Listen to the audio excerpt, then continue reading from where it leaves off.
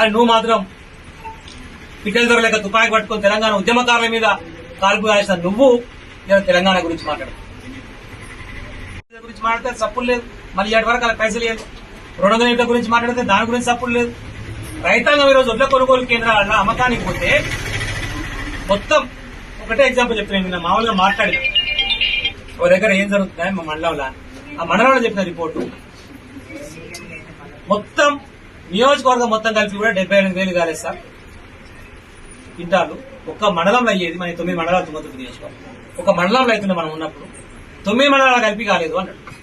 అంటే అర్థమైంది. ఎందుకు ఇస్తలేరు రా అని రైతుని అడిగినాం. ఏమైందా ఎందుకు ఇస్తలేరా? వాడు రైతు బంద్ ఇవ్వకపోయా, రైతు రుణమాఫీ ఇవ్వకపోయా, మా ఓట్లు పుసుకున్న గవర్నమెంట్ కమ్మినా వాడు పైసలు వేస్తారు, మాకు నమ్మకాలు వేస్తారు. ఈ పైసలు కూడా వాడు వేసుకొని పోతారు రేవంత్ రెడ్డి గారు. అందుకని తక్కువ ఎక్కువ మేము మార్కెట్ పోయి అమ్ముకుంటున్నాం, మాకు రైస్ మిల్ అక్కడ అమ్ముకుంటున్నాం సార్, ఏం చేస్తాం మా బాధలు.